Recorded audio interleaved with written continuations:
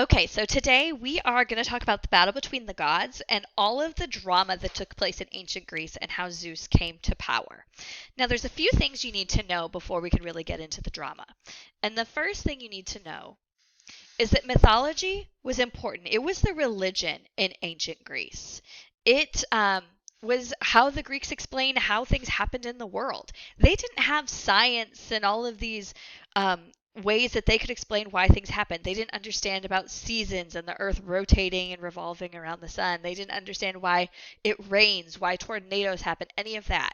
So they created gods and created these stories that would explain why these things would happen. Now, to us, these are just silly stories, but to the Greeks, this is their culture and what they truly believed. Okay? So, the other thing you need to know is that being married in ancient Greece was not like being married today. Today, when people get married, it's because they're in love with each other, right? In ancient Greece, they got married because when you married someone, you gained what they had, and it was a power move. And they wanted as much power and as much control as possible. So in ancient Greece, it was not about, oh, I like you. I like you. I love you. I love you too. We should get married. That's not how it worked. In ancient Greece, it was, oh, you control that region? Well, I control this area over here. Let's get married so that we can control more areas together. Not romantic. It was truly all about power. Okay? So, it all started with Gaia and Uranus. And Gaia is also known as Mother Earth, and Uranus is also known as Father Sky. So it would make sense that those two would be quote unquote married because together they would control essentially everything, right?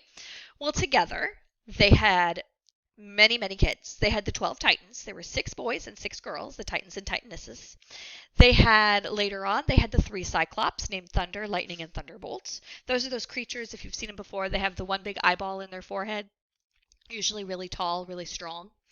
And later on, after the 3 Cyclops, they had 3 more sons. Their names were the Hectondorides. And each of the Hectondorides had 50 heads and 100 hands. So let me show you what that would look like. So you have the Hectondorides right here with all of their heads. Clearly they didn't draw 100, but there's a lot of them there. And all of their arms around them. And you have Cyclops with their one big old eyeball there. So clearly not cute kids. Sorry. I mean, that's a face only a mother could love, right? And that's pretty much how it was.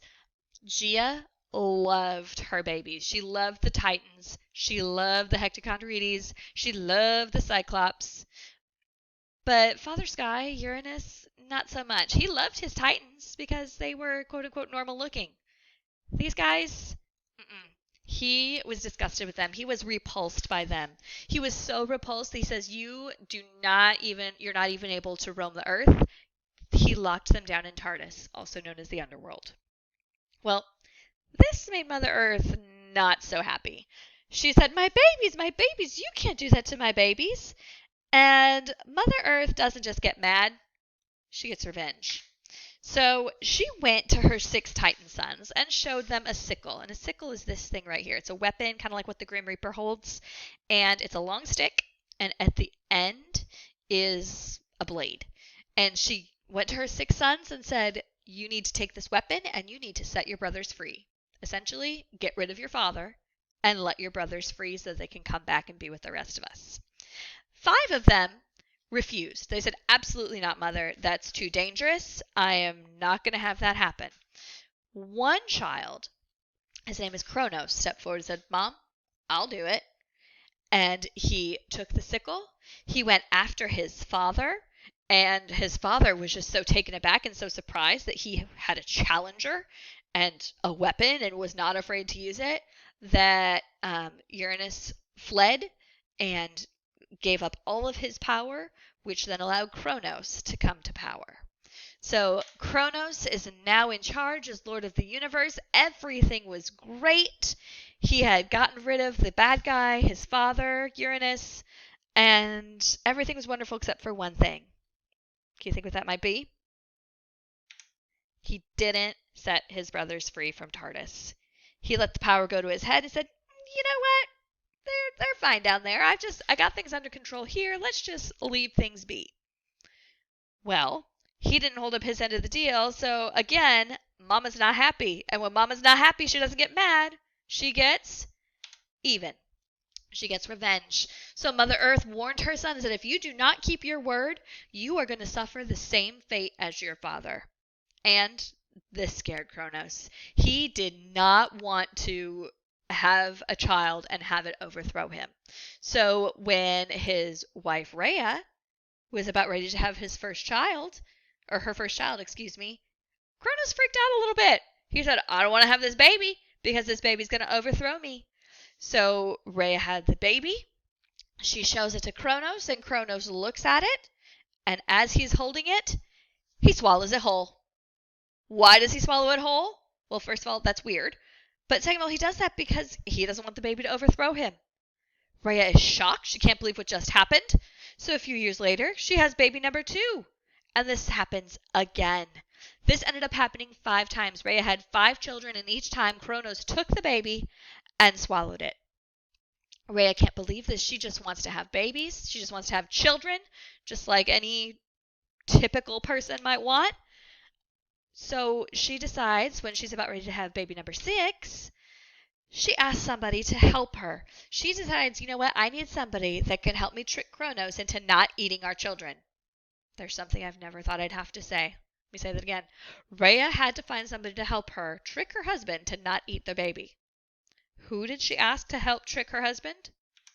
Mother Earth. Haha, see how this is coming back? Mother Earth gets in on this, and together they made a plan. What were they going to do to make sure that Kronos wasn't going to eat the baby? Well, what happened is Rhea had baby number 6, and baby was born. It was a little baby boy, and she gave the baby to some forest nymphs. They're like forest fairies. And she said, okay, I need you to take my baby boy. I need you to take him to a cave in the forest, and I want you to raise him. And when he is big and strong, send him back to meet his father. You might be able to see where this is going. Well, that baby, when he grew up, became known as Zeus. Now, Kronos, after baby 6 was born, didn't know that Rhea had handed baby Zeus off to anybody. So Kronos asked to see the baby, and instead of handing Kronos a baby, Rhea handed him a rock that was wrapped up in blankets and gave it to Kronos. And as you can guess, Kronos swallowed it and didn't know any different, didn't realize that he had swallowed a rock instead of a baby. Well, many years passed. Zeus grew up, and when he was old enough, the nymphs told him that he needed to fulfill a quest and overthrow his father. He knew he couldn't do this alone. Zeus was smart. So he went to one of his friends. Her name is Metis. And Metis said, you know what, I need you to help me. So Metis went to see the king and pretended to give him, an herb that would make him undefeatable. And Kronos, knowing that this was coming, that he was going to be overthrown by a child at some point, ate up this herb hoping that it would protect him, but in fact it didn't actually protect him. It made him very, very sick. And he ended up throwing up a rock and his 5 grown children. Once his 5 grown children are standing there, in walks Zeus, saying, "Ha! I have tricked you, father. I am here to overthrow you." Knowing he was outnumbered, Kronos did not even want to deal with it, did not even want to fight. He just ran off and gave up all of his power to Zeus. And that is how Zeus became lord of the Greek universe. And Zeus was a little bit more humble than his father was. He didn't want to rule all by himself, so he divided the world up with his 5 siblings. He gave Hades the control of the underworld, not just death, but the underworld and everything that is underground. So all of the gems, all of the minerals, oils, all of the riches. So not only, Hades isn't necessarily a bad guy, he's just misunderstood because he's control of everything under the ground, okay? He gave his brother Poseidon control over anything having to do with water. That would include things like the oceans, rivers, streams, hurricanes, tsunamis, that kind of thing. He gave his sister Demeter control over crops and harvest and livestock. He gave Hestia control over homes and protect the people. And he gave his sister Hera, she was to guard marriage and to make sure that all of the partnerships were true and were protected. Remember, marriage is not about love and romance, it is about power. Okay? And Zeus also was true to his word and freed Cyclops and the Hectocondrides. And as a thank you, they made Zeus his thunderbolt, which we know as his symbol. They also made Poseidon his trident that looks like the fork thing. And they gave Hades the cloak of invisibility for the underworld, which allows him to travel back and forth. And then Zeus is over everybody. He's the head god. And all of our Greek gods, particularly Zeus, live up on Mount Olympus and look down on the people. Now, this is just the beginning of all of the drama. I just kind of want you to have a sense of where they all come from. We're going to be looking at a whole bunch more. We're going to be looking at Medusa, who's not actually a god, but she is a character that we see a lot in there. And we're going to see kind of Medusa wasn't always a snake-headed monster. She actually looked quite different, and we're going to look at that story later on so you can see. We're going to look at some stories with Hera, the goddess of marriage. We're going to look at some more stories with Zeus. We're going to look at Hercules and Perseus, who are two heroes.